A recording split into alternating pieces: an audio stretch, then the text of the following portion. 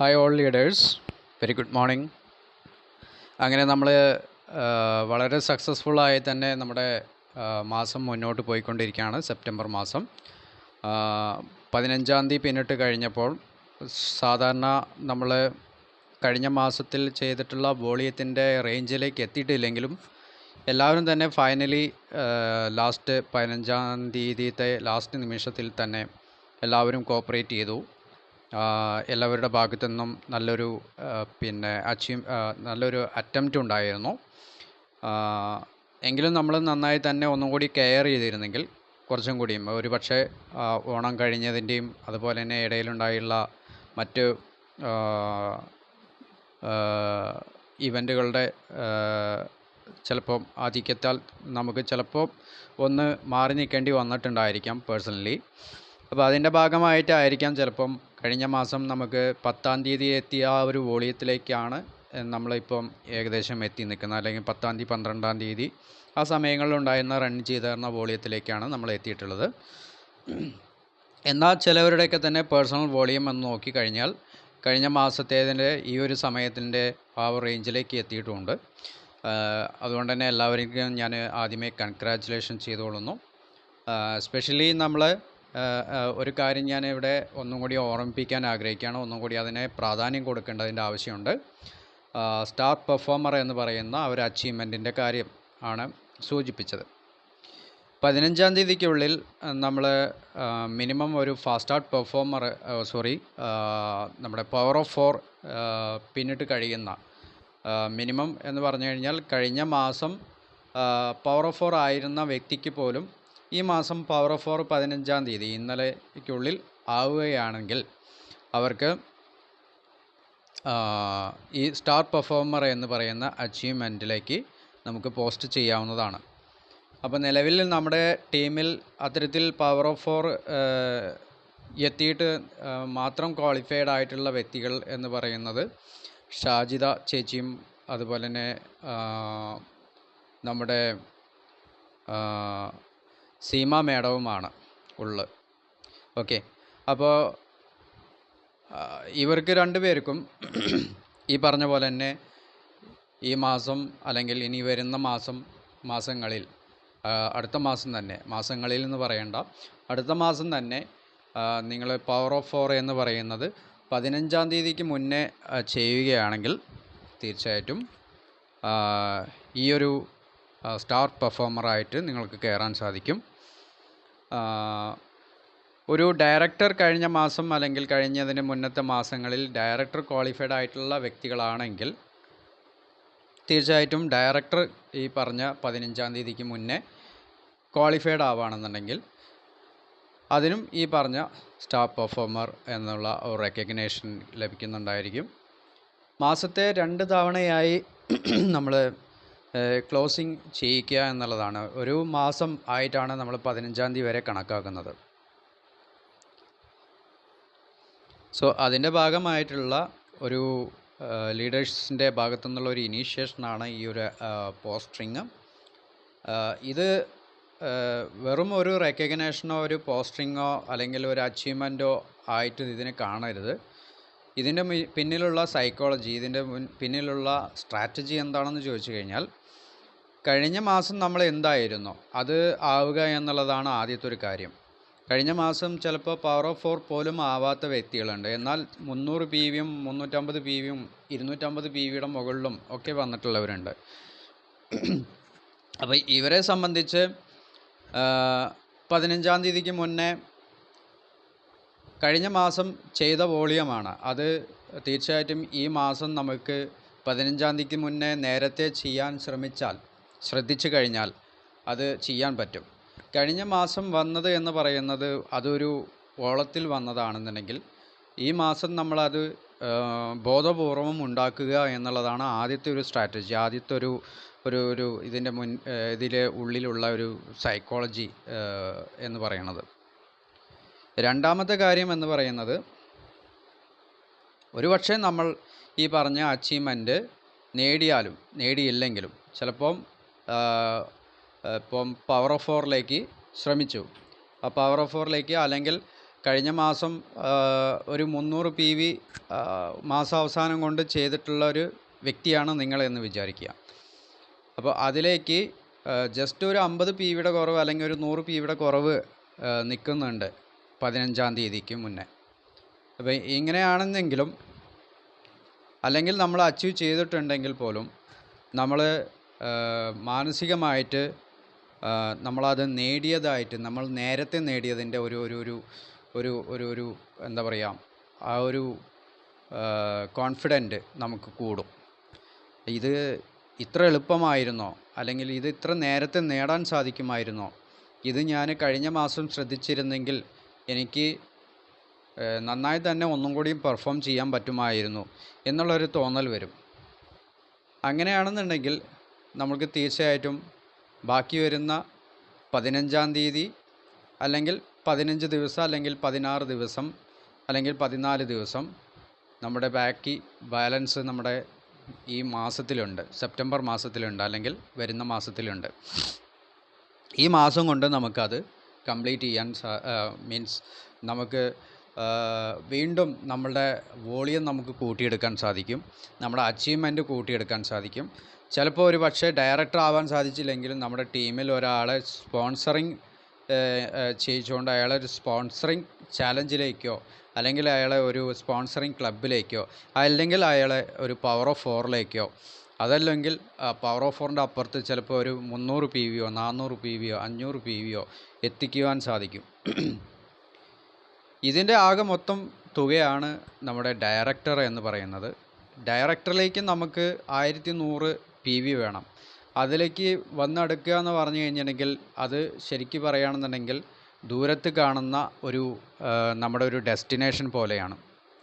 പക്ഷേ ആ ദൂരത്തിലേക്ക് നമുക്ക് എത്ര കിലോമീറ്റർ ഇവിടുന്നുണ്ട്, എത്ര ദൂരം ഇവിടുന്നുണ്ട് എന്ന് അളന്നു കഴിഞ്ഞാൽ, അതിൽ ഓരോ സ്ഥലങ്ങൾ ഏതാണ് അടുത്തടുത്തുള്ളത് എന്നുള്ളത് അളന്നു കഴിഞ്ഞാൽ നമുക്ക് ആ ഓരോ സ്ഥലങ്ങളും ിലേക്കും നമ്മൾ പോയി ആ ഡെസ്റ്റിനേഷനിലേക്ക് അടുത്തുകൊണ്ടിരിക്കുന്നത് കാണാൻ സാധിക്കും.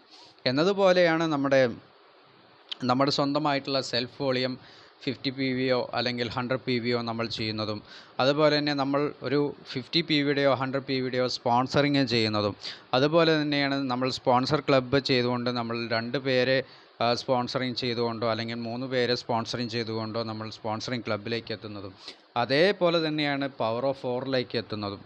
ഇത് നമ്മളുടെ മാനസിക നില, നമ്മളെ അച്ചീവ്മെൻറ്റുകൾ ഓരോന്നും നമ്മളുടെ മാനസിക നിലയെ നമ്മളെ ആ ഒരു ഡെസ്റ്റിനേഷനിലേക്ക്, ഡയറക്ടർ എന്ന് പറയുന്ന ദൂരത്ത് കാണുന്ന ആ ഒരു ഡെസ്റ്റിനേഷനിലേക്ക് എത്തിക്കാൻ നമ്മളെ സഹായിക്കുന്നത് കാണാൻ സാധിക്കും.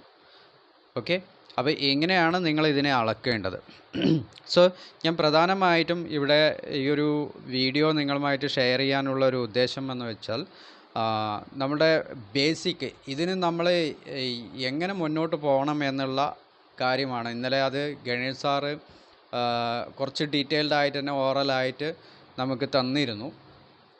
പലപ്പോഴും നമ്മൾ ചിന്തിച്ചു വച്ചിരിക്കുന്നത് നമ്മളുടെ ഒപ്പം പവർ ഓഫ് 4ന് 50 PVക്കാരായിട്ടുള്ള 4 വ്യക്തികൾ വരണ്ടേ, അല്ലെങ്കിൽ സ്പോൺസറിങ് ചാലഞ്ചിലേക്ക് എത്തണമെങ്കിൽ 50 PV ചെയ്യുന്ന ഒരു വ്യക്തി നമ്മളോടൊപ്പം വേണ്ടേ, സ്പോൺസറിങ് ക്ലബിലേക്ക് എത്തണമെന്നുണ്ടെങ്കിൽ നമ്മളുടെ ടീമിൽ എവിടെയെങ്കിലും ഒരു 2 50 PVക്കാർ വരണ്ടേ, അല്ലെങ്കിൽ അങ്ങനെ നമ്മൾ കരുതി, അല്ലെങ്കിൽ ഡയറക്ടർ ആവണമെങ്കിൽ നമ്മളുടെ ടീമിൽ ഒരു 1100 PV വരണ്ടേ എന്നുള്ള ഒരു മൈൻഡ് സെറ്റിലാണ് നമ്മൾ ഇരിക്കുന്നത്. അതായത് 50 PV ചെയ്യുന്ന ആളുകൾ വേണ്ടേ എന്നുള്ള ഒരു ചിന്താഗതിയിലാണ് നമ്മൾ ഇരിക്കുന്നത്. അപ്പോൾ നമ്മൾ 50 PV ചെയ്യാൻ പറ്റുന്ന ആളുകളുണ്ടോ എന്നുള്ളതാണ് നമ്മൾ ആദ്യം വീക്ഷിക്കുന്നത്. അതാണ് നമ്മൾ ആദ്യമായിട്ട് കണക്കാക്കുന്നത്. അങ്ങനെയുള്ള ആളുകളോട് നമ്മൾ മനസ്സിൽ സംശയം വെച്ചുകൊണ്ട് ഇയാൾ ചെയ്യാൻ പറ്റുമോ, ഇയാൾക്ക് 50 PV ചെയ്യാൻ പറ്റുമോ, ഇയാളെ കണ്ടു നോക്കാം എന്നുള്ള ഒരു മനസ്സിലൊരു സംശയാടിസ്ഥാനത്തിൽ നിങ്ങൾ സംസാരിക്കുന്ന സമയത്ത് ചെയ്യാൻ ഉദ്ദേശിക്കുന്ന വ്യക്തി അല്ലെങ്കിൽ നമ്മൾ ഉദ്ദേശിച്ച വ്യക്തിയായുള്ള ആ വ്യക്തി പോലും നോ പറയുന്ന ഒരു സാഹചര്യമാണ് കാണുന്നത്. അങ്ങനെ ആദ്യത്തെ ആൾ നിങ്ങൾ അപ്രോച്ച് ചെയ്യുന്ന ആദ്യത്തെ ആളോ അല്ലെങ്കിൽ രണ്ടാമത്തെ ആളോ അല്ലെങ്കിൽ മൂന്നാമത്തെ ആളോ നോ പറയുന്നതോടൊക്കെ നിങ്ങൾ 4ഉം 5ഉം 6ഉം 7ഉം ശ്രമങ്ങൾ അവിടെ ഉപേക്ഷിക്കുകയാണ് ചെയ്യുന്നത്. അപ്പോൾ ഇതിൻ്റെ ഭാഗമായിട്ട് നമ്മൾ എന്തുണ്ടാവുന്നു, നമ്മൾ ആ പറഞ്ഞ പോലെ തന്നെ ആ നിന്നിടത്ത് തന്നെ നിന്നുകൊണ്ട് നമ്മൾ പോകുന്നു. നമ്മൾ നമ്മുടെ സ്വന്തം ലോയൽറ്റിയോ അല്ലെങ്കിൽ 50 PBയോ 100 PBയോ മാത്രം ചെയ്തുകൊണ്ട് നമ്മളൊരു കംഫർട്ട് സോണിൽ ഇങ്ങനെ ലോയൽറ്റി 6 മാസം കഴിയുമ്പോൾ എടുക്കുന്ന രീതിയിൽ എന്നുള്ള രീതിയിൽ മുന്നോട്ട് പോവുകയാണ് ചെയ്യുന്നത് പലപ്പോഴും.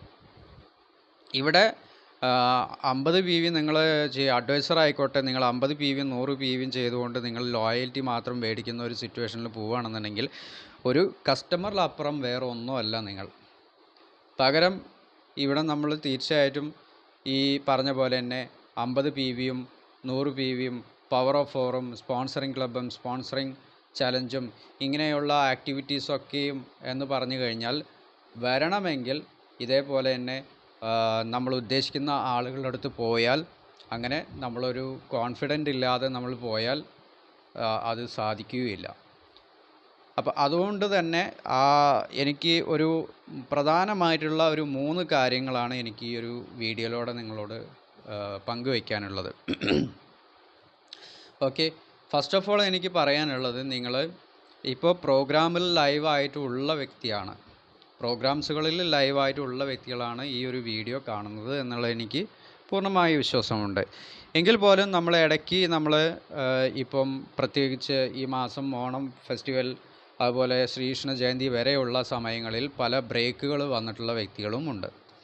ഒരു പക്ഷേ ഒരു ആഴ്ച അല്ലെങ്കിൽ ഒരു 10 ദിവസം അല്ലെങ്കിൽ ഒരു 3 ദിവസം 4 ദിവസം ഇങ്ങനെയായിട്ട് പ്രോഗ്രാം അസോസിയേഷൻ കുറഞ്ഞിട്ടുള്ള വ്യക്തികളുണ്ട്. പ്രോഗ്രാം എന്ന് പറഞ്ഞാൽ ചാർജിങ് ആണ്.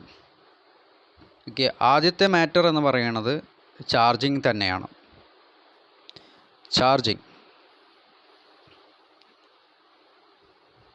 അല്ലേ, നമ്മൾ സാധാരണ നമ്മുടെ മൊബൈൽ ഫോണ് അത് നമുക്ക് ഒരു സഫീഷ്യൻ്റ് ആയിട്ടുള്ള ചാർജ് ഇല്ല എന്നുണ്ടെങ്കിൽ തീർച്ചയായിട്ടും നമുക്ക് ആ ഒരു ഫോണ് നമുക്കൊരു ദിവസത്തെ യൂസേജിന് വളരെ ബുദ്ധിമുട്ടായിരിക്കും, കോംപ്ലിക്കേറ്റഡ് ആയിരിക്കും. ഒരു റീഫ്രഷ് ആയിട്ടുള്ള ഒരു ഫോൺ അല്ല എന്നുണ്ടെങ്കിൽ ഒരു ദിവസത്തെ പല ആക്ടിവിറ്റീസും നമുക്ക് ഹാങ് ആവും, ശരിക്കും നടന്നുകൊണ്ടൊന്നുമില്ല, സ്ലോവിലി ആവും നടക്കുക. പല ആക്ടിവിറ്റീസും അതിൽ ഇന്നലെ വരെ ചെയ്ത് വെച്ചുള്ള കാര്യങ്ങളുണ്ടെന്നുണ്ടെങ്കിൽ അതൊക്കെ റീഫ്രഷ് ചെയ്യണം. എന്നതിന് ശേഷം ഫോൺ ചാർജ് ചെയ്യണം അല്ലേ. ഒന്നെങ്കിൽ ഫ്ലൈറ്റ് മോഡിലാക്കിയിട്ടോ അല്ലെങ്കിൽ ഒന്ന് സ്വിച്ച് ഓഫ് ചെയ്തിട്ടോ 1 മണിക്കൂറോ അല്ലെങ്കിൽ 2 മണിക്കൂറോ ഒന്ന് ചാർജ് ചെയ്ത് ഒരു ഫുൾ ചാർജിൽ റീഫ്രഷ് ആയിട്ടുള്ള ഒരു ഫോണാണ് നിങ്ങളുടെ കയ്യിലുണ്ടെങ്കിൽ ഒരു ദിവസം എല്ലാ സംഗതികളും വളരെ ഫാസ്റ്റായിട്ട് നിങ്ങൾക്ക് ചെയ്യാനും ആ ചാർജ് നല്ല കേപ്പബിളായിട്ട് നിങ്ങൾക്ക് ഒരു ദിവസം ഉപയോഗിക്കാനും സാധിക്കില്ലേ. അപ്പോൾ എന്നതുപോലെ തന്നെയാണ് നമ്മുടെ മനസ്സും. ഇവിടെ നമ്മൾ ഇത്തരത്തിലുള്ള ഒരു പക്ഷേ ഫെസ്റ്റിവലിനെ നിങ്ങളെ ബാധിച്ചിട്ടുണ്ടായിരിക്കാം, അതല്ലെങ്കിൽ ചിലപ്പോൾ പേഴ്സണൽ ഹോസ്പിറ്റൽ കേസുകളോ അല്ലെങ്കിൽ മറ്റ് ഫങ്ഷൻസോ അല്ലെങ്കിൽ മറ്റ് തിരക്കുകളിലോ നിങ്ങൾ ഇടപെട്ടിട്ടുണ്ടായിരിക്കാം.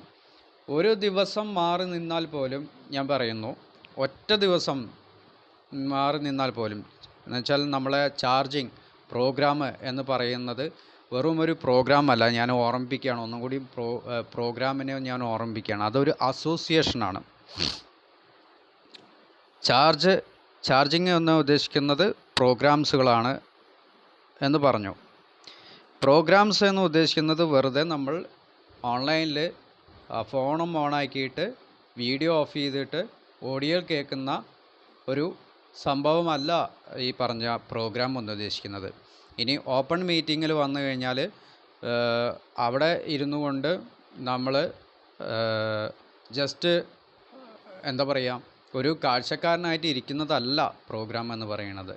മറിച്ച് പ്രോഗ്രാം കൊണ്ട് ഇവിടെ ഉദ്ദേശിക്കുന്നത് അസോസിയേഷനാണ്. ഓക്കെ, അസോസിയേഷൻ എന്ന് പറഞ്ഞാൽ ഒരു കൂട്ടായ്മ, ഒരു ബന്ധം, ഒരു റിലേഷൻഷിപ്പ്, ഇതൊക്കെയാണ് ഇവിടെ ഉദ്ദേശിക്കുന്നത്. എന്ന് വെച്ച് കഴിഞ്ഞിട്ടുണ്ടെങ്കിൽ നമ്മൾ അറ്റൻഡൻസ് അല്ല ഉണ്ടാക്കേണ്ടത്, പ്രോഗ്രാമിൽ അറ്റൻഡൻസ് അല്ല ഉണ്ടാക്കേണ്ടത്, അറ്റൻഷനാണ് ഉണ്ടാക്കേണ്ടത്. നിങ്ങൾ തീർച്ചയായിട്ടും പങ്കെടുക്കുന്ന പ്രോഗ്രാമുകളൊക്കെയും തന്നെ ഓൺലൈൻ ആയിക്കോട്ടെ ഓഫ്ലൈൻ ആയിക്കോട്ടെ, അത് വീഡിയോ ഓണാണോ ഓഫല്ലയോ അതൊന്നും വിഷയമല്ല. നിങ്ങൾ ചെയ്യേണ്ടത് അത് അറ്റൻഷനിലിരിക്കുക, അത് അറ്റൻഷനിലൂടെ കേൾക്കുക എന്നുള്ളതാണ്. അതിന് നിങ്ങൾക്ക് ഏറ്റവും പ്രാധാന്യം എന്ന് പറയുന്നത് ഒരു നോട്ട്ബുക്ക് മോദി കെയറിന് വേണ്ടിയിട്ടായിട്ട് ഒരു നോട്ട്ബുക്ക് മാറ്റി വയ്ക്കുക. ഓക്കെ, അതിൽ നിങ്ങൾ പിന്നെ വേണമെന്നുണ്ടെങ്കിൽ ഒരു സ്കൂൾ കുട്ടിയുടെ അതുപോലെ തന്നെ ഒരു ടൈം ടേബിൾ ആക്കിക്കൊണ്ട് ഒരു 3 ബുക്സുകൾ മാറ്റി വെച്ചാൽ, അല്ലെങ്കിൽ ഒരു 3-4 ബുക്സുകൾ മാറ്റി വെച്ചാലും തരക്കേടില്ല എന്നുള്ളതാണ് എൻ്റെ അഭിപ്രായം. ഒന്ന് എന്തിനാണെന്ന് ചോദിച്ചു കഴിഞ്ഞിട്ടുണ്ടെങ്കിൽ, ഒന്ന് നമ്മുടെ 8 മണിയുടെ DDMO പ്രോഗ്രാംസുകൾ അറ്റൻഡ് ചെയ്യുമ്പോഴുള്ള അതിലുള്ള പ്രൊഡക്റ്റിൻ്റെ അവയർനെസ്സുകളും ഓരോ ലീഡർഷിപ്പിൻ്റെ എക്സ്പീരിയൻസും മറ്റ് കൺസെപ്റ്റുകൾ പല ലീഡേഴ്സും നമ്മളോട് പങ്കുവയ്ക്കാറുണ്ട് ആ പ്രോഗ്രാമിൽ. അതും എഴുതി വയ്ക്കാൻ നിങ്ങൾക്കത് ഉപയോഗിക്കാം. അപ്പോൾ DDMO എന്ന് നിങ്ങൾ ആ ഒരു നോട്ട്ബുക്കിന് പേര് കൊടുത്തുകൊണ്ട് നിങ്ങളത് ഡേറ്റ് വൈസായിട്ട് നിങ്ങളത് ചെയ്തു വെച്ച് കഴിഞ്ഞിട്ടുണ്ടെങ്കിൽ തീർച്ചയായിട്ടും നിങ്ങൾക്കത് ഉപയോഗപ്പെടും. രണ്ടാമത്തെ നോട്ട്ബുക്ക് എന്ന് പറയുന്നത് നമ്മുടെ ടീം മീറ്റാണ്. ടീം മീറ്റ് എന്ന് പറഞ്ഞാൽ 9:10 നമ്മൾ ഗണേഷ് സാറ് തരുന്ന പ്രോഗ്രാം. അപ്പോൾ അതിലുള്ള കണ്ടൻസുകൾ, അതിൽ നിങ്ങൾ ചോദിക്കാൻ ഉദ്ദേശിക്കുന്ന കാര്യങ്ങൾ, ഈ നിങ്ങളുടെ എക്സ്പീരിയൻസുകൾ, നിങ്ങളുടെ അഭിപ്രായങ്ങൾ, ഇതെല്ലാം നിങ്ങൾക്ക് എഴുതി വയ്ക്കാം. എന്നിട്ട് നിങ്ങൾക്കത് പിറ്റത്തെ ദിവസം 9:10 പ്രോഗ്രാമിൽ നിങ്ങൾക്ക് ഗണേഷ് സാറിനോട് അവിടെ നിങ്ങൾക്കത് പബ്ലിഷ് ചെയ്യാം. ഈ ഒരു ആക്ടിവിറ്റി അടങ്ങുന്നതായിരിക്കണം നിങ്ങളുടെ രണ്ടാമത്തെ ബുക്ക്. മൂന്നാമത്തെ ബുക്ക് എന്ന് പറയുന്നത് RK സാറുടെ നമ്മുടെ രാവിലത്തെ പ്രോഗ്രാം, 6 മണിയുടെ പ്രോഗ്രാം. വളരെ കണ്ടൻസുകളായിട്ടുള്ള, വളരെ പ്രധാനമുള്ള, ലൈഫിൽ നമുക്ക് സക്സസ് ആവേണ്ട കാര്യങ്ങളാണ് പറയുന്നത്, ബിസിനസ്സിൻ്റെ കാര്യങ്ങളല്ല. അപ്പോൾ അതിൽ നമ്മുടെ കണ്ടൻസുകൾ ഓരോന്നും നമുക്ക് എഴുതി വയ്ക്കാനും അദ്ദേഹം പറയുന്ന നിർദ്ദേശങ്ങൾ അതനുസരിച്ച് നമ്മൾ പറയേണ്ടതായിട്ടുള്ള, നമ്മൾ ഷെയർ ചെയ്യാൻ ഉദ്ദേശിച്ചുള്ളതായിട്ടുള്ള കാര്യങ്ങളൊക്കെ നിങ്ങൾക്ക് ആ ബുക്കിലേക്ക് എഴുതി വയ്ക്കാം. നാലാമത്തെ ബുക്ക് എന്ന് പറയുന്നത് നമ്മുടെ സെക്കൻഡ് ലെവൽ, ഹയർ ലെവൽ ലീഡർഷിപ്പിലുള്ള പ്രോഗ്രാംസുകൾ, ജിഷ സാറിൻ്റെയും അതുപോലെ തന്നെ സെയിൽസ് മാനേജ്മെൻറ്റിൻ്റെയും അതുപോലെ തന്നെ മറ്റു ലീഡർഷിപ്പിൻ്റെയും പ്രോഗ്രാംസുകൾ നമുക്ക് വീക്ക്ലിയോ അല്ലെങ്കിൽ മന്ത്ലി ഒരു 2-3 തവണയോ ഒക്കെ ഉണ്ടാവും. അത് നിങ്ങൾക്ക് എഴുതി വയ്ക്കാനുള്ള ഒരു നോട്ട്ബുക്കാക്കി ഉപയോഗിക്കാം. ഓക്കെ, അതിൽ തന്നെ അല്ലെങ്കിൽ നിങ്ങൾക്ക് വേണമെന്നുണ്ടെങ്കിൽ നാലാമത്തെ ഒരു നോട്ട്ബുക്ക് എന്നുള്ള രീതിയിൽ നിങ്ങളുടെ ഓപ്പൺ മീറ്റിങ്ങുകൾ പങ്കെടുക്കുമ്പോഴുള്ള കണ്ടൻസുകൾ എഴുതി വയ്ക്കാൻ വേണ്ടിയിട്ട് ഉപയോഗിക്കാം. ഓക്കെ, ഇങ്ങനെ നിങ്ങൾക്ക് ഒരു സ്കൂൾ കുട്ടി ഒരു സ്കൂളിലേക്ക് വേണ്ടതായിട്ടുള്ള ഓരോ സബ്ജക്റ്റിനുള്ള ബുക്സുകൾ എന്നുള്ള രീതിയിൽ നിങ്ങൾ വളരെ കൃത്യമായിട്ട് അത് നോട്ട് ചെയ്യുന്ന ഒരു ഹാബിറ്റ്, അതുപോലെ തന്നെ അത് കമ്മ്യൂണിക്കേറ്റ് ചെയ്യുന്നതും നിങ്ങളുടെ അഭിപ്രായങ്ങളും നിങ്ങളുടെ എക്സ്പീരിയൻസും എല്ലാം ഷെയർ ചെയ്യുന്നതുമായിട്ടുള്ള ഒരു ആക്ടിവിറ്റിയും നിങ്ങൾക്ക് ഉണ്ടെന്നുണ്ടെങ്കിൽ തീർച്ചയായിട്ടും നിങ്ങളുടെ ചാർജിങ് ഫുൾ ചാർജ് ആയിരിക്കും എല്ലാ ദിവസങ്ങളിലും.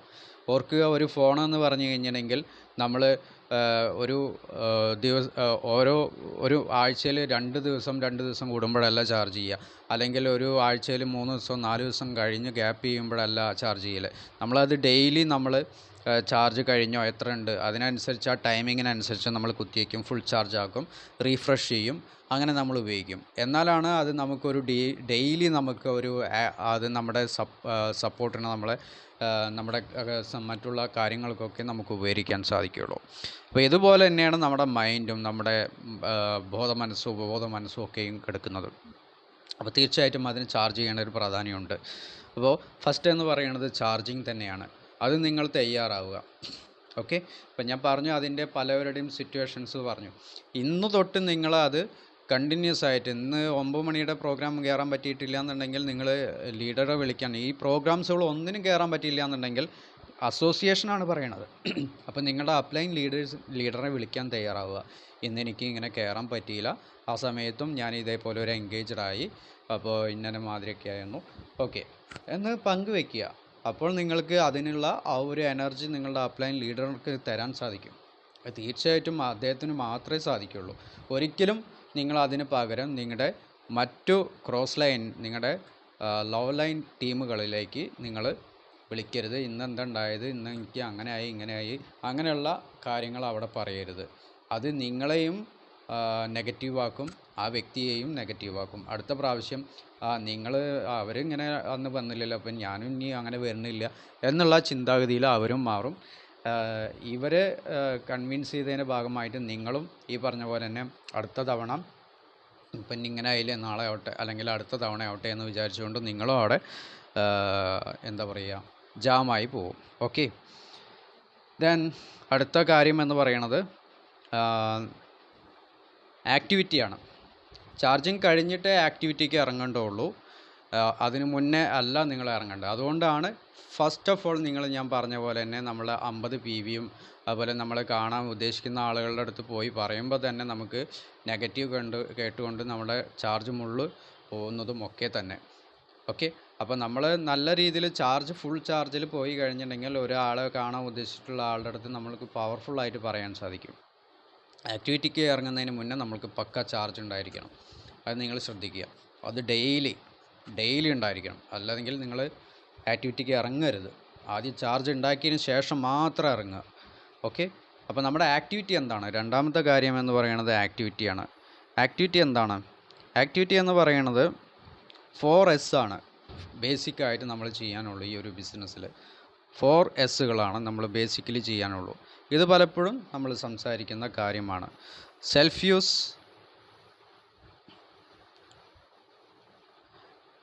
Sharing, sponsoring, then supporting. ഈ 4 കാര്യങ്ങളാണ് നമ്മൾ ഈ ഒരു ബിസിനസ്സിൽ ഉടനീളം ചെയ്യാനുള്ളൂ. നമ്മൾ സ്വന്തമായിട്ട് നമ്മുടെ വീട്ടിലേക്കുള്ള ഉൽപ്പന്നങ്ങൾ ഉപയോഗിക്കുക, ആ ക്വാളിറ്റി മനസ്സിലാക്കുക, അത് എക്സ്പീരിയൻസ് ചെയ്യുക, അത് മറ്റുള്ളവരുമായിട്ട് പങ്കുവയ്ക്കുക എന്നുള്ളതാണ് ഈ ഒരു ബിസിനസ്സിലെ ബേസിക് എന്ന് പറയുന്നത്. ആദ്യത്തെ ഈ 2 കാര്യമേ നമുക്ക് സത്യം പറയുകയാണെങ്കിൽ ഇതിൽ ചെയ്യാനുള്ളൂ. ബാക്കി ഇതിൻ്റെ ഒപ്പം തന്നെ വരുന്ന കാര്യങ്ങളാണ്. അത് നമ്മളൊന്ന് കെയർ ചെയ്യാൻ വേണ്ടുള്ളൂ. അപ്പോൾ എങ്ങനെയാണ് നമ്മൾ സെൽഫ് യൂസ് എന്ന് പറയുന്നത്? നമ്മളെ വീട്ടിലേക്ക് നമുക്ക് ആവശ്യമുള്ളത് നിങ്ങൾക്ക് അത് 1800 രൂപ തൊട്ട് 10,000-നുള്ളിലാണെങ്കിൽ ലോയൽറ്റി കണ്ടിന്യൂ ആയിട്ട് നിങ്ങൾ പർച്ചേസ് ചെയ്യുകയാണെങ്കിൽ ലോയൽറ്റി കിട്ടും. അത് 50 PV ആക്കുകയാണെന്നുണ്ടെങ്കിൽ നിങ്ങൾക്ക് ഒന്നും കൂടി നമ്മളെ ബിസിനസ് അഡ്വൈസർ എന്നുള്ള രീതിയിൽ നമ്മുടെ ഫസ്റ്റ് ക്രൈറ്റീരിയ നമുക്ക് ഫില്ലാവും. അതൊക്കെ അതിൻ്റെ കാര്യങ്ങൾ. അത് നിങ്ങൾക്ക് ചെയ്യാതിരിക്കുക. പക്ഷേ നമ്മൾ സെൽഫായിട്ട് യൂസ് ചെയ്യുന്ന നമ്മുടെ മോദിക്കെയർ പ്രോഡക്റ്റിൻ്റെ റേഞ്ച് എന്താണ്, ക്വാളിറ്റി എന്താണ്, ആനുകൂല്യങ്ങൾ എന്താണ് എന്നുള്ളത് നമ്മൾ ബോധ്യപ്പെടുന്നു എന്നുള്ളതാണ് ഫസ്റ്റ് ഓഫ് ഓൾ എന്ന് പറയുന്നത്. അത് നമ്മൾ പങ്കുവയ്ക്കുന്നു എന്നുള്ളതാണ് രണ്ടാമത്തെ കാര്യം. എന്തൊക്കെയാണ് നമ്മൾക്ക് കിട്ടിയ ക്വാളിറ്റി, നമുക്ക് കിട്ടിയ ആനുകൂല്യങ്ങൾ, നമുക്ക് കിട്ടിയ സർവീസ്, ഇതാണ് നിങ്ങൾ പങ്കുവയ്ക്കേണ്ടത്. ഇത്രയും പങ്കുവയ്ക്കുന്നതിനോടൊപ്പം തന്നെ നിങ്ങൾക്ക് ഇതേപോലെ എന്നെപ്പോലെ പ്രവർത്തിക്കാനുമുള്ള ഒരു അവസരം ഇതിലുണ്ട്. ഇത്രയാണ് നിങ്ങൾ പറയേണ്ടുള്ളൂ. ഈ 3 കാര്യങ്ങളെ നിങ്ങൾ പറയേണ്ടുള്ളൂ. ഇത് നിങ്ങൾ ഒരു 100 പേരോട് സംസാരിക്കുമ്പോൾ അതിന് മുന്നേ 100 പേരുടെ മുന്നേ സംസാരിക്കുന്നതിന് മുന്നേ നിങ്ങൾ ചെയ്യേണ്ട കാര്യം എന്ന് പറയുന്നത് ലിസ്റ്റ് ബിൽഡിംഗ് ആണ്. ഇപ്പോൾ നമ്മൾ ഈയിടെയായിട്ട് ചർച്ച ചെയ്തിട്ടുള്ള ഒരു കാര്യമാണ് ലിസ്റ്റ് ബിൽഡിംഗ് എന്ന് പറയുന്നത്, ലിസ്റ്റ് മേക്കിംഗ്. ലിസ്റ്റ് എന്ന് പറയുന്നത് തീർച്ചയായിട്ടും നിങ്ങളൊരു 100 പേരിൽ മുകളിൽ നിർബന്ധമായിട്ടും നിങ്ങളുടെ ബുക്കിലുണ്ടായിരിക്കണം. അപ്പോൾ 5ാമത്തെ ബുക്ക്, ലിസ്റ്റ് മേക്ക് ചെയ്യുന്നതിന് വേണ്ടിയിട്ടുള്ള 5ാമത്തെ ബുക്ക്, അതിൽ നിങ്ങളുടെ ഫാമിലി, ഫ്രണ്ട്സ്, റിലേറ്റീവ്, നൈബേഴ്സ്, നിങ്ങളുടെ ഒപ്പം പ്രവർത്തിക്കുന്നവർ, നിങ്ങളുടെ വാട്സപ്പ് ഗ്രൂപ്പിലുള്ളവർ, നിങ്ങളുടെ സോഷ്യൽ മീഡിയ മറ്റ് ആക്ടിവിറ്റീസിലുള്ളവർ, അങ്ങനെ തുടങ്ങുന്ന എല്ലാ നമ്പേഴ്സും പേരും അവരെ സ്ഥലവും ജോലിയും മറ്റു സംഗതികളും അറിയുമെങ്കിൽ അതും എഴുതി വയ്ക്കാവുന്നതാണ്. ഇങ്ങനെ ഒരു നല്ലൊരു ലിസ്റ്റ് ഉണ്ടായിരിക്കണം. എൻ്റെ അഭിപ്രായത്തിൽ 100 എന്ന് പറയുന്നത് വളരെ ചെറിയൊരു നമ്പറാണ്. ഫോൺ കോൺടാക്ട്സുകൾ നിങ്ങൾ തുടങ്ങി കഴിഞ്ഞാൽ, നിങ്ങളുടെ ഫേസ്ബുക്ക് അക്കൗണ്ട് ഓപ്പൺ ചെയ്ത് കഴിഞ്ഞാൽ, നിങ്ങളുടെ വാട്സപ്പ് ഗ്രൂപ്പുകൾ നോക്കിക്കഴിഞ്ഞാൽ, നിങ്ങളുടെ ഇൻസ്റ്റാഗ്രാം നോക്കിക്കഴിഞ്ഞാൽ നിങ്ങൾക്ക് 500-മല്ല 1000-കണക്കിന് നമ്പേഴ്സ് നിങ്ങൾക്ക് ലഭിക്കുന്നതാണ്. ഇതൊക്കെ എഴുതി വയ്ക്കാൻ പറ്റുമെങ്കിൽ ഏറ്റവും നല്ലതാണ്. ഇത് എപ്പോൾ എഴുതി വയ്ക്കണം? 10 നമ്പർ ഇന്ന് എഴുതി വെച്ച് 10 നമ്പർ നാളെ എഴുതി വെച്ച് അങ്ങനെ ഈ പറഞ്ഞ പോലെ 10 ദിവസം കൊണ്ട് 100 ആക്കുന്ന പരിപാടിയല്ല വേണ്ടത്. മിനിമം 100 പേര് എന്ന് പറയണത് ഇന്ന് എഴുതി വെച്ചിട്ടില്ലാത്തവരാണെന്നുണ്ടെങ്കിൽ ഇന്ന് തന്നെ മിനിമം 100 പേര് നിങ്ങളുടെ ആ ഒരു ലിസ്റ്റ് മേക്കിംഗ് ബുക്കിലുണ്ടായിരിക്കണം. ഓക്കെ. ഇനി നെക്സ്റ്റ് ഡേയിൽ നിങ്ങൾ വേണമെന്നുണ്ടെങ്കിൽ 10 പേരോ 20 പേരോ ആഡ് ചെയ്തുകൊണ്ട് നിങ്ങൾക്ക് പോവാം. ഓക്കെ. പക്ഷേ എൻ്റെ അഭിപ്രായത്തിൽ ഒരു മാക്സിമം ഒരു 2 ദിവസം കൊണ്ട് ഒരു 300 to 500 പേരുടെ ലിസ്റ്റ് ഒന്ന് എഴുതി വയ്ക്കാൻ തയ്യാറാവുക. ഓക്കെ. മീറ്റിംഗ് കേൾക്കുക, അതായത് ചാർജിങ് ചെയ്യുക, ലിസ്റ്റ് ഉണ്ടാക്കുക. ഈ 2 കാര്യങ്ങൾ നിങ്ങൾ ഇൻസിഡൻ്റലി ചെയ്യുക, എന്നിട്ട് ആക്ടിവിറ്റീസിലേക്ക് കടക്കാൻ പാടുള്ളൂ. അപ്പോൾ ആക്ടിവിറ്റിയുടെ ഭാഗമായിട്ട് നമ്മൾ പ്രൊഡക്റ്റ് ഷെയർ ചെയ്യുക എന്നുള്ളതാണ് നമ്മുടെ ഉദ്ദേശം. നമ്മളുടെ ഓപ്പർച്യൂണിറ്റി ഷെയർ ചെയ്യുക എന്നുള്ളതാണ് നമ്മുടെ ഉദ്ദേശം. അപ്പോൾ ഇതിൻ്റെ ഭാഗമായിട്ട് നമ്മുടെ കയ്യിൽ സ്വല്പം പ്രോഡക്റ്റുകൾ ഉണ്ടായിരിക്കണം എന്നുള്ളത് തന്നെയാണ് പറയുന്നത്. അധികമൊന്നും വേണ്ട, ചിലപ്പോൾ ഒരു 2-3 പേർക്ക് പങ്കുവയ്ക്കാവുന്ന ഒരു വീട്ടിലേക്ക് സ്ഥിരം ഉപയോഗിക്കുന്ന ഉൽപ്പന്നങ്ങൾ, ഒരു 1000 രൂപയുടെ രീതിയിലുള്ള ഒരു വ്യക്തിക്ക് വേണ്ടതായിട്ടുള്ള ഒരു 4 ക്വാണ്ടിറ്റി, 3-4 ക്വാണ്ടിറ്റി പ്രോഡക്റ്റുകൾ ഇതുണ്ടായിരിക്കുക എന്നുള്ളതാണ് നിങ്ങളുടെ ഏറ്റവും പ്രാഥമികമായിട്ട് നിങ്ങൾ ശ്രദ്ധിക്കാനുള്ളത്. ഇത് വെച്ചുകൊണ്ട് നിങ്ങൾ അതിൽ നിന്ന് ഷോർട്ട് ലിസ്റ്റ് ചെയ്തുകൊണ്ട് നിങ്ങൾ 100 പേരെ സമീപിച്ചിട്ടുണ്ട് എന്നുണ്ടെങ്കിൽ, ഇതേപോലെ തന്നെ അവരോട് പ്രോഡക്റ്റിൻ്റെ ക്വാളിറ്റി വിത്ത് നിങ്ങളുടെ ഡെമോൺസ്ട്രേഷൻ നിങ്ങൾ പങ്കുവച്ചിട്ടുണ്ട് എന്നുണ്ടെങ്കിൽ, നിങ്ങൾ അവരോട് ഓപ്പർച്യൂണിറ്റിയുടെ സാധ്യത ഇതുപോലെ പറഞ്ഞിട്ടുണ്ട് എന്നുണ്ടെങ്കിൽ, തീർച്ചയായിട്ടും അതിൽ ഇന്നലെ ഗണേഷ് സാർ പറഞ്ഞ പോലെ 50-70% കസ്റ്റമേഴ്സ് ഉണ്ടായിരിക്കും. ഉറപ്പാണ്, 50-70% കസ്റ്റമേഴ്സ് ഉണ്ടായിരിക്കും. സോ ഇതിലൂടെ തന്നെ നിങ്ങൾ ജസ്റ്റ് ഒന്ന് ആലോചിച്ച് നോക്കുക, ഒരു 50 പേര് വേറെ ഒന്നും മേടിക്കണ്ട, 1000 രൂപയുടെ 2000 രൂപയുടെ ലോയൽറ്റി ഒന്നും വേണ്ട, ജസ്റ്റ് നമ്മുടെ ബ്ലൂ പേസ്റ്റും ഒരു വൈറ്റ് പേൾ സോപ്പ് എടുത്തു കഴിഞ്ഞിട്ടുണ്ടെങ്കിൽ 250 PVയുടെ മുകളിൽ വോളിയം വന്നു. നിങ്ങൾക്ക് പവർ ഓഫ് 4 അടിക്കാൻ വേറെ എങ്ങോട്ട് പോകേണ്ട ആവശ്യമില്ല. ഞാനതൊരു ഓറലായിട്ട് ഇതിൻ്റെ ഒപ്പം ഒന്ന് ആഡ് ചെയ്തതാണ്. സംഭവിക്കുക അതിൽ സ്ഥിരമായിട്ട്, അതായത് ആ പ്രോഡക്റ്റ് യൂസ് ചെയ്യുമ്പോൾ അങ്ങനെ മേടിച്ചുള്ള ആളുകളെ ഇന്ന് വൈകുന്നേരം നിങ്ങൾ വീട്ടിലെത്തിക്കൊണ്ട് അവരെ വിളിക്കണം. പ്രോഡക്റ്റ് പൊട്ടിച്ച് അപ്പം തന്നെ അവർക്ക് എക്സ്പീരിയൻസ് ചെയ്യിപ്പിക്കാൻ പറ്റുമെങ്കിൽ അത് ഏറ്റവും ബെറ്ററാണ്. അത് കഴിഞ്ഞുകൊണ്ട് വൈകുന്നേരം വന്നുകൊണ്ട് നിങ്ങളത് കണ്ടിന്യൂ ആയിട്ട് ഉപയോഗിക്കൂ, എങ്ങനെയുണ്ട് ഉപയോഗിച്ചപ്പോൾ എന്നുള്ള കാര്യങ്ങൾ ഓരോ ദിവസം നമ്മൾ അവരോട് ചോദിക്കണം. ഇങ്ങനെ ആ ഒരു സർവീസും കൂടി നിങ്ങൾ നന്നായിട്ട് കൊടുക്കുമ്പോൾ, കെയറിങ് കൂടി കൊടുക്കുമ്പോൾ, നിങ്ങൾക്ക് അതിൽ എല്ലാത്തിനും ഒരു ആവറേജ് ഉണ്ട് അല്ലേ. 100-ൽ നിങ്ങൾക്ക് 50-70 വ്യക്തികൾ കസ്റ്റമറായിട്ട് ജസ്റ്റ് നോക്കട്ടെ, ഞാൻ നിങ്ങളുടെ പ്രോഡക്റ്റ് ഒന്ന് ഉപയോഗിക്കട്ടെ, അല്ലെങ്കിൽ പിന്നെ നീ എന്തായാലും പറഞ്ഞതല്ലേ ഞാനൊന്ന് പ്രോഡക്റ്റ് ഉപയോഗിച്ച് നോക്കട്ടെ എന്നുള്ള താല്പര്യങ്ങളാലാവും വന്നിട്ടുണ്ടാവുക. ഇതിൽ പ്രോഡക്റ്റ് യൂസ് ചെയ്തവർ ഉണ്ടായിരിക്കും. ചിലപ്പം നിങ്ങളുടെ അടുത്ത് നിന്ന് 50 PV മേടിച്ചവർ തന്നെ ആയിരിക്കാം, ചിലപ്പം 3000-4000 രൂപയുടെ പ്രോഡക്റ്റ് മേടിച്ചവർ തന്നെ ആയിരിക്കാം. പക്ഷെ അതിൽ അടുത്ത മാസം നമ്മൾ അതന്നെ ചെയ്യുമെന്ന് പ്രതീക്ഷിക്കുന്നത് വലിയ അബദ്ധമാണ്. അവർ ലോയൽറ്റി കണ്ടിന്യൂ ചെയ്യുമെന്ന് വിചാരിക്കുന്നത് വലിയ അബദ്ധമാണ്.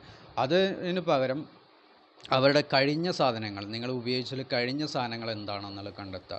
നിങ്ങൾക്ക് ഇഷ്ടപ്പെട്ട സാധനങ്ങൾ എന്തൊക്കെയാണ് അതിൽ ഇഷ്ടപ്പെട്ടത് എന്നുള്ളത് കണ്ടെത്തുക. ഇങ്ങനെ ഒരു ഫോളോ അപ്പ് നിങ്ങൾ കണ്ടിന്യൂ ആയിട്ട് കൊടുക്കാൻ തയ്യാറായി കഴിഞ്ഞാൽ അടുത്ത മാസം തീർച്ചയായിട്ടും ഇതിലൊരു 20-25%, 100-ലൊരു 20-25% കണ്ടിന്യൂസ് കസ്റ്റമർ നിങ്ങൾക്കുണ്ടാവും. ഞാൻ പറഞ്ഞു വന്നത് ലോയൽറ്റി അല്ല അപ്പോഴും ഞാൻ പറയുന്നത്.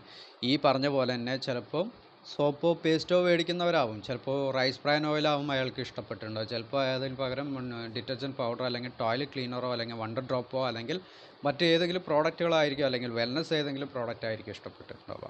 പക്ഷേ 20-25% ഈ പറഞ്ഞ പോലെ തന്നെ നിങ്ങളുടെ കണ്ടിന്യൂസ് കസ്റ്റമർ ഉണ്ടായിരിക്കും. ഓക്കെ, ഇവിടെ നിങ്ങൾക്ക് തീർച്ചയായിട്ടും ഈ പറഞ്ഞ പോലെ തന്നെ ഇതേ 100 പേരുടെ ഒരു അപ്രോച്ച് നിങ്ങൾ ഫോളോ ചെയ്യുകയാണെന്നുണ്ടെങ്കിൽ നിങ്ങൾക്ക് വീണ്ടും പവർ ഓഫ് 4 അടിക്കാൻ അതിലൂടെ സാധിക്കും.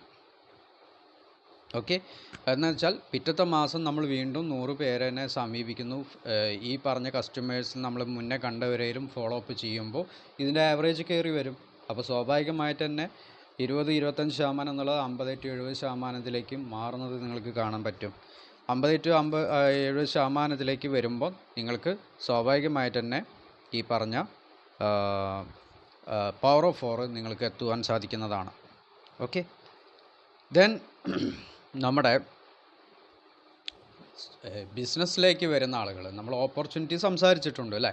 ഓപ്പർച്യൂണിറ്റിയും കൂടിയും സംസാരിച്ചിട്ടുണ്ട് എന്നുണ്ടെങ്കിൽ, അതായത് വേറെ പ്രസൻറ്റേഷൻ, നിങ്ങൾ ഇൻഫിനിറ്റി പ്രസൻറ്റേഷൻ ഒന്നും ചെയ്യേണ്ട ആവശ്യമില്ല. ജസ്റ്റ് ഇത്രേ പറയുന്നുള്ളൂ, പ്രോഡക്റ്റ് സൂപ്പറാണ്, ഇതിൻ്റെ ക്വാളിറ്റി അടിപൊളിയാണ്, ഇതിൻ്റെ ബെനിഫിറ്റ്സ് ഇന്നതാണ്, ഞാൻ ഉപയോഗിച്ചു, അടിപൊളിയാണ്, എനിക്ക് ഇന്ന മാതിരിയുള്ള ആനുകൂല്യങ്ങൾ കിട്ടി. ഓക്കെ, ഞാനപ്പോൾ ഇത് എന്തായാലും ഒരു ബിസിനസ്സായിട്ട് ചെയ്യാൻ ആഗ്രഹിച്ചു, അതിൻ്റെ ഭാഗം ആയിട്ടാണ് ഞാൻ നിങ്ങളുടെ അടുത്ത് എത്തിയിട്ടുള്ളത്. അപ്പോൾ ഇന്നതാണ് ഇതിൻ്റെ പ്രോഡക്ട്സുകൾ, ഇതാണ് ഇതിൻ്റെ ബെനിഫിറ്റ്സ്, ഓക്കെ, ഇത് നമ്മൾ ഇങ്ങനെ നമ്മളുടെ വീട്ടിൽ ഉപയോഗിക്കും, അതുപോലെ തന്നെ നിങ്ങളെ വേണ്ടപ്പെട്ടവരോട് പങ്കുവയ്ക്കുകയും ചെയ്യുമ്പോൾ നമുക്ക് 72% കമ്പനി പേ ഔട്ട് തരുന്ന ബിസിനസ് ആനുകൂല്യം നമുക്ക് തരുന്നുണ്ട്. അപ്പോൾ അതിൻ്റെ ഭാഗമായിട്ട് ഞാൻ കഴിഞ്ഞ മാസം സ്റ്റാർട്ട് ചെയ്തുകൊണ്ട് അതിലെ ഫസ്റ്റ് അച്ചീവ്മെൻ്റ് ആയിട്ടുള്ള പവർ ഓഫ് 4 വിൻചിത അല്ലെങ്കിൽ ഇതേപോലെ 100 PV ക്ലബിലേക്ക് ഞാൻ എത്തി എന്നൊക്കെ നിങ്ങൾക്ക് പങ്കുവയ്ക്കാം. അപ്പോൾ ഈ ബിസിനസ്സിലൂടെ ഇതേപോലെ പവർ ഓഫ് 4 കഴിഞ്ഞിട്ടുണ്ടെങ്കിൽ ഓരോ മൈൽ സ്റ്റോൺ കയറി പോകുന്നതാണ്. ഡയറക്ടർ, അതുപോലെ തന്നെ പ്ലാറ്റിനം തുടങ്ങിയ അച്ചീവ്മെൻറ്റുകളൊക്കെ എടുത്തിട്ടുള്ള ഒരുപാട് വ്യക്തികൾ ലീഡേഴ്സായിട്ട് എനിക്ക് ഈ ഒരു അവസരം എനിക്ക് പറഞ്ഞു തരുന്ന വ്യക്തിയും ഈ ഒരു അച്ചീവ്മെൻ്റൊക്കെ എടുത്തിട്ടുണ്ട്. അപ്പോൾ അദ്ദേഹമാണ് ഈ ഒരു ഫോട്ടോയിൽ കാണുന്നത്. അദ്ദേഹം ഈ ഒരു അച്ചീവ്മെൻറ്റിലാണ് നിൽക്കുന്നത്. അദ്ദേഹം ഈ പ്രാവശ്യം വെഹിക്കിൾ ഫണ്ട് ഉപയോഗിച്ചുകൊണ്ട് ഒരു 2 വീലർ സ്കൂട്ടർ, ഇലക്ട്രിക് സ്കൂട്ടർ മേടിച്ചു. ആവറേജ് ഈ ഒരു വരുമാനം മേടിക്കുന്നുണ്ട്. ഈ തരത്തിൽ നിങ്ങൾ പ്രസൻറ്റേഷൻ ചെയ്യേ വേണ്ട, നിങ്ങൾക്ക് അറിയുന്ന എക്സ്പീരിയൻസുകൾ മാത്രം അവരോട് പങ്കുവയ്ക്കുക. ഓക്കെ, സ്വാഭാവികമായിട്ട് ഇത് നിങ്ങൾ ചെയ്തിട്ടുണ്ടെന്നുണ്ടെങ്കിൽ 100-ൽ നേരത്തെ പറഞ്ഞ കസ്റ്റമർ റേഷ്യോ 50% to 70% ആണെന്നുണ്ടെങ്കിൽ ഇവിടെ 100-ൽ 5% to 10% ജസ്റ്റ് സ്റ്റാർട്ടപ്പ് എന്ന് ഉദ്ദേശിച്ചുകൊണ്ട് നിങ്ങളുടെ ബിസിനസ്സിലേക്ക് എൻ്റർ ചെയ്യും. അഡ്വൈസറായിട്ട് നിങ്ങളുടെ ബിസിനസ്സിലേക്ക് എൻ്റർ ചെയ്യും. ഒരു 5 പേരോ 10 പേരോ ഓക്കെ, ഞാൻ ജസ്റ്റ് നോക്കാം, സ്റ്റാർട്ട് ചെയ്യാം എന്നുള്ള രീതിയിലാണ്. ഓക്കെ, ഇവിടെ നമുക്ക് ഫോളോ അപ്പ് പ്രാധാന്യമാണ്. എന്തിൻ്റെയൊക്കെ അവരെ എഡ്യൂക്കേഷൻ, നമ്മുടെ ചാർജിങ് സിസ്റ്റത്തിലേക്ക്, എഡ്യൂക്കേഷൻ സിസ്റ്റത്തിലേക്ക് ഫോളോ അപ്പ് ചെയ്യണം. അവർ അപ്ലൈനുമായിട്ട് കണക്ട് ചെയ്യുന്ന സിസ്റ്റത്തിലേക്ക് ഫോളോ അപ്പ് ചെയ്യണം. ഇത് നിങ്ങൾ അവിടെ കെയർ ചെയ്യുകയാണെന്നുണ്ടെങ്കിൽ തീർച്ചയായിട്ടും അവരിൽ നമുക്ക് ഒരു വ്യക്തി തൊട്ട് 1-2 വ്യക്തികളെ നമുക്ക് ആ ബിസിനസ്സിൽ നമുക്ക് കണ്ടിന്യൂ ആയിട്ട് തന്നെ നമ്മുടെ ടീമായിട്ട് നിർത്താൻ സാധിക്കും. ഓക്കെ, അപ്പോൾ എല്ലാത്തിനും ലോ ഓഫ് ആവറേജ് ഉണ്ട്. 100 പേരിൽ നിന്ന് നമ്മൾ കാണുമ്പോൾ 50 പേര് തൊട്ട് 70%-ഓളം വ്യക്തികൾ കസ്റ്റമർ ആവാനും അതിൽ 25% വ്യക്തിയോളം സ്ഥിര കസ്റ്റമേഴ്സ് ആവാനും 5 തൊട്ട് 10% വരെ അല്ലെങ്കിൽ വ്യക്തികൾ വരെ ബിസിനസ്സിൽ താല്പര്യം കാണിക്കാനും അതിൽ നമ്മളോടൊപ്പം നിൽക്കുന്ന കൺസിസ്റ്റൻ്റായിട്ട് നിൽക്കുന്ന ടീം മെമ്പേഴ്സായിട്ട് 1 തൊട്ട് 2 വ്യക്തികൾ ഉണ്ടാവാനും സാധ്യതയുണ്ട്. അപ്പോൾ അങ്ങനെയാണെന്നുണ്ടെങ്കിൽ നമ്മൾ ഇത് കണ്ടിന്യൂ ആയിട്ട് തന്നെ നെക്സ്റ്റ് മന്തിൽ ചെയ്യുകയാണെന്നുണ്ടെങ്കിൽ ഈ ഒരു ഗ്രാഫ് വീണ്ടും കൂടില്ലേ. ഓക്കെ, അതല്ലെങ്കിൽ ഇതേ മാസം തന്നെ നമ്മൾ 100 പേർക്ക് പകരം 200 പേരെ കാണുകയാണെന്നുണ്ടെങ്കിൽ നമ്മളോടൊപ്പം നിൽക്കുന്ന ആളുകൾ തീർച്ചയായിട്ടും 2 to 4 വ്യക്തികളാവില്ലേ. 4 വ്യക്തികളാണ് നമുക്ക് ഈ ഒരു ബിസിനസ്സിലേക്ക് വേണ്ടതുള്ളൂ, ഈ ഒരു ബിസിനസ് നമുക്ക് കണ്ടിന്യൂ ആയിട്ട് പോകാനായിട്ട് അല്ലേ. അപ്പോൾ ഇതാണ് നിങ്ങൾ അടിസ്ഥാനപരമായിട്ട് ചെയ്യാനുള്ളത്. നിങ്ങൾ മനസ്സിലാക്കേണ്ടത് ലോ ഓഫ് ആവറേജ് ആണ് ഏറ്റവും അധികമായിട്ട് മനസ്സിലാക്കാനുള്ളത്. തീർച്ചയായിട്ടും നമ്മളുടെ ഇപ്പോൾ നമുക്ക് വന്നിട്ടുള്ള ഡയറക്ടേഴ്സ് എബോവിന് ഒരു എക്സ്ട്രാ ഓഫർ വന്നിട്ടുള്ളത് ഗോവ ട്രിപ്പാണ്. വരുന്ന 7 മാസം, ഈ മാസം തൊട്ട് 7 മാസത്തിനുള്ളിൽ കേവലം 5 മാസം മിനിമം ഡയറക്ടർ ക്വാളിഫൈഡ് നിന്ന് കഴിഞ്ഞിട്ടുണ്ടെങ്കിൽ നിങ്ങൾക്ക് ഗോവ ട്രിപ്പ് നിങ്ങൾക്ക് സൗജന്യമായിട്ട് പോകാൻ സാധിക്കും.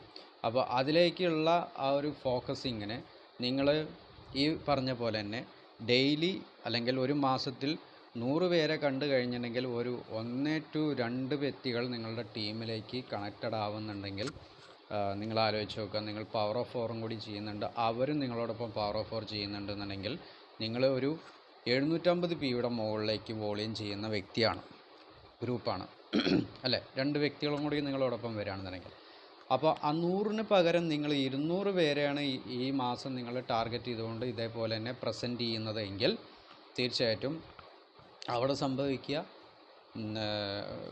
2 to 4 വ്യക്തികളും മാക്സിമം വരാനുള്ള സാധ്യതയുണ്ട് അല്ലേ. അപ്പോൾ നിങ്ങളും പവർ ഓഫ് 4 ചെയ്യുന്നു, നിങ്ങളോടൊപ്പം തന്നെ ഒരു 4 വേണ്ട ഒരു 3 വ്യക്തികൾ പവർ ഓഫ് 4 ചെയ്യുന്ന രീതിയിൽ നിങ്ങളുടെ സിസ്റ്റത്തിലുണ്ടെന്നുണ്ടെങ്കിലോ സംഭവിക്കാൻ നിങ്ങൾ ഡയറക്ടറാണ്. ഓക്കെ, അപ്പോൾ ഡയറക്ടർ വിത്ത് 1250 PV ആണ് നമ്മുടെ ഗോവ ട്രിപ്പിൻ്റെ ഫസ്റ്റ് അച്ചീവ്മെൻറ്റിന് വേണ്ടതായിട്ടുള്ള ഒരു മാസത്തെ ക്രൈറ്റീരിയ. അങ്ങനെ നിങ്ങൾ 5 മാസം മിനിമം ഡയറക്ടർ തന്നെ മെയിൻറ്റെയിൻ ചെയ്ത് കഴിഞ്ഞാൽ നിങ്ങൾക്ക് ഗോവയിലേക്കും സൗജന്യമായിട്ട് പോകാം.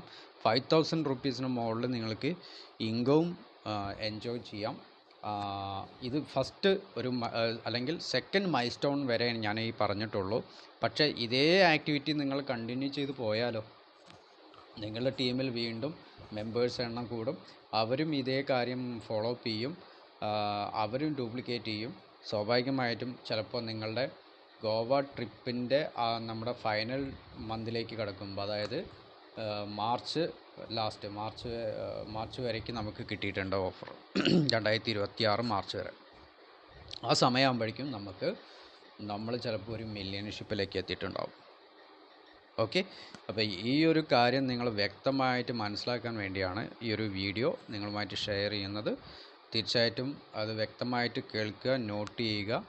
ഈ വീഡിയോ ആണെങ്കിലും ഇതിൽ ഞാൻ പറഞ്ഞിട്ടുള്ള കാര്യങ്ങളിൽ അടിസ്ഥാനപരമായിട്ടുള്ള കാര്യം എന്ന് പറയുന്നത് ഞാൻ എഴുതിയത് ചാർജിങ്ങും അതുപോലെ തന്നെ നമ്മുടെ ആക്ടിവിറ്റീസിൽ 4S എന്ന് പറയുന്നത് self use, sharing, sponsoring, supporting, ഇതുമാണ് ഞാൻ എഴുതിയിട്ടുള്ളത്.